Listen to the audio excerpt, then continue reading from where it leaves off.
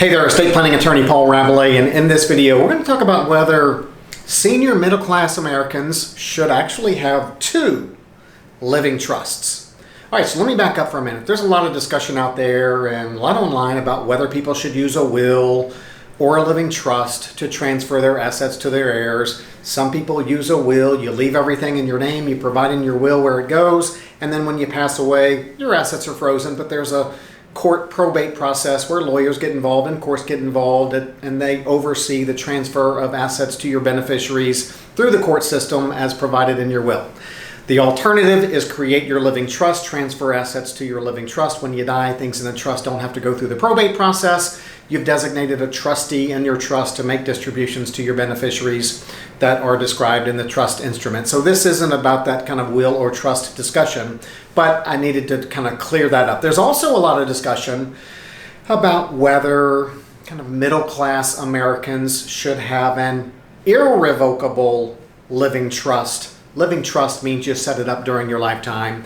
Whether senior middle-class Americans should have an irrevocable trust, because assets in that properly formed irrevocable trust will not have to be consumed on your long-term care or nursing home expenses as long as you place those assets in that proper trust 5 years before you're in a nursing home and applying for long-term care Medicaid. Yeah, backstory. Monthly nursing home costs can range from $6,000 to $10,000 or more each month, and so and I realize there's kind of an ethical issue revolving around whether people should transfer assets out of their name in order to qualify for government benefits, but that also is another discussion. But so there's lots of discussion. Should middle-class America have a will? Should they have a revocable living trust? Should they have an irrevocable living trust to try to protect some of the assets from nursing home? So let's take a look at an example and maybe see what would be appropriate. Every circumstance is unique. Let's take an example of Earl and Eileen. They have scrimped and saved their entire lifetime. They're in their, let's call it their early 70s. They have investments, or let's call it a brokerage account, and the assets in that account are valued at $500,000. They are a little bit concerned about future nursing home costs. They like to preserve what they have. They like to leave it to their children or perhaps to their grandchildren. But they're like everybody else. They don't want to go to a nursing home. They don't like nursing homes. But they have no idea what the future holds. They don't know what their future health circumstances will be like. So they just want to be protected just in case. They start exploring what they should do from an estate planning perspective. Let's jump right into what Earl and Eileen considered is the creation of two living trusts. Why would someone, especially with kind of middle class, I know wealthy people have all kinds of trusts, but why would kind of senior middle class people have two living trusts? Here's why some might have two living trusts. They go through the conversations, they want to protect what they have. Earl and Eileen are frugal. They don't really plan on spending their life savings. It's there as a nest egg. They're happy they have it. They'd like to protect it if they could.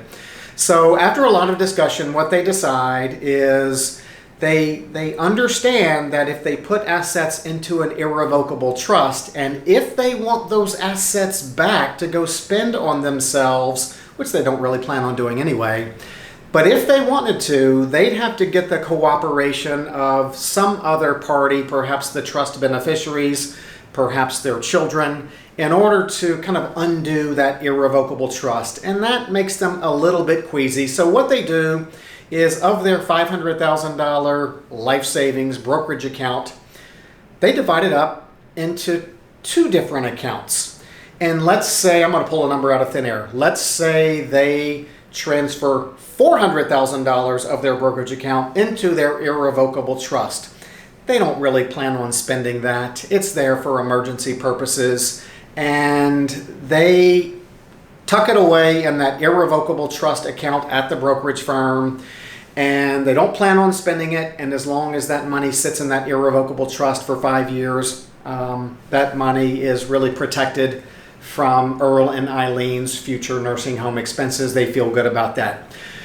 The other $100,000 that's in their brokerage account, they open up a second brokerage account in the name of their revocable living trust. That trust says they can do whatever they want to with that $100,000. If they want to go travel around the world, which they probably won't, they can if they want to. There's no restrictions on Earl and Eileen with their revocable living trust account. They've got $100,000 in there. Gives them a comfort level that they've got that $100,000 in the revocable trust that they can do whatever they want to with. And then the $400,000 in the kind of nursing home protected irrevocable trust, that would be a last resort if they needed to get to money. They'd get to that with the cooperation of perhaps those children of Earl and Eileen or those trust beneficiaries. So in this case, they set up two trusts. One to protect most of their money from the nursing home. Sometimes people feel like, well, if I can protect 80 or 90% of my money from the nursing home, that's good enough. I just don't want to lose everything. And so what they did was they created two living trusts. One was a revocable trust that they can do whatever they want to with, realizing that the revocable trust would have to be spent if they went into a nursing home. Although I will tell you, if one of them goes into a nursing home, the community spouse resource allowance may protect that $100,000 from nursing home expenses if one of them goes into the nursing home.